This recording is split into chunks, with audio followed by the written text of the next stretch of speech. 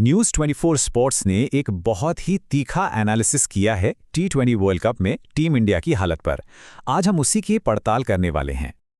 और ये एनालिसिस शुरू होता है एक बहुत ही कह सकते हैं ड्रामेटिक सवाल से। सोचिए, घर पर वर्ल्ड कप हो रहा है, उम्मीदों का इतना बड़ा बोझ है और सवाल ये उठ रहा है कि क्या सब कुछ हाथ से निकल गया है। पूरी समस्या की जड़ इस एनालिसिस के हिसाब से सिर्फ एक नंबर में छुपी है।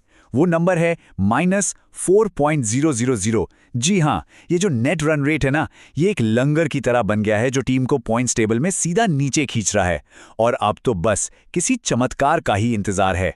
तो सवाल ये उठता है कि भाई ये नौबत आई कैसे, कौन है इसके लिए जिम्मेदार? न्यूज़ 24 स्पोर्ट्स का ये एनालिसिस सीधा सीधा उंगली उठाता है, और वो भी 5 खिलाड़ियों पर, जिन्हें वो गुनहगार बता रहे हैं। तो चलिए देखते हैं कौन है ये 5 खिलाड़ी। लिस्ट में जो सबसे पहला नाम है वो है ओपनर अभिषेक शर्मा का। उनको इस एनालिसिस में टूर्नामेंट का सबसे बड़ा फ्लॉप कहा गया है। मतलब आरोप ये है कि उनका जो सिर्फ एक ही गियर है, आक्रामक आक्रामक और बस आक्रामक, उसने हर बार टीम की शुरुआत को ही कमजोर कर दिया है। अभिषेक शर्मा के बाद इस लिस्ट में दूसरा नाम आता है middle order batsman Tilak Varma का। अब देखिए, उनके प्रदर्शन पर भी सवाल उठाए गए हैं, खासकर जो एनालिसिस कहता है उनकी धीमी बैटिंग स्टाइल पर। मतलब वो जिसे टुई टुई टुई वाली बल्लेबाजी कह रहे हैं, वो भी कमजोर टीमों के खिलाफ। और बात सिर्फ परफॉर्मेंस की नहीं है, ये एनालिसिस उनके सिलेक्शन पर ही एक बहुत बड़ा सवाल खड़ा कर देता है। सीधा पूछा जा रहा है कि क्या वो एक पर्ची वाले प्लेयर हैं? मतलब क्या उन्हें किसी की सिफारिश पर टीम में जगह मिली है, जबकि अच्छे खिलाड़ी बाहर बैठे हैं? लिस्ट में तीसरा नाम, और ये नाम थोड़ा चौंका सकता है, senior allrounder Hardik Pandya. Analysis में तो मजाकिया अंदाज में ये तक कहा गया है कि भाई हेयर स्टाइल तो एकदम बढ़िया है, ऑन पॉइंट है, लेकिन मैदान पर जो परफॉर्मेंस है वो एकदम फुस है। ना बल्ले से रन बन रहे हैं और गेंदबाजी तो इतनी महंगी साबित हुई कि क्या ही कहें। चलिए अब आते हैं चौथे खिलाड़ी पर। एनालिसिस के मुताबिक एक और ऑलराउंडर वॉशिंगटन सुंदर भी इस लिस्ट में शामिल हैं, और उनके जो आंकड़े हैं वो खुद ही सारी कहानी बता देते हैं। मतलब बल्ले से भी कोई इंपैक्ट नहीं और गेंद से भी कोई कमाल नहीं कर पाए। और यहां फिर से वही सिलेक्शन वाला सवाल उठता है।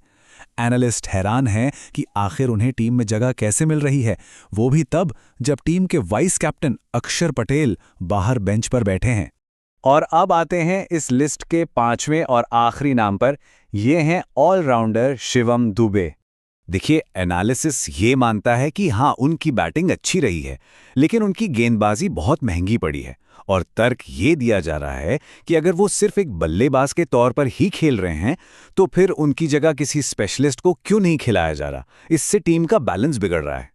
तो ये थे वो 5 खिलाड़ी।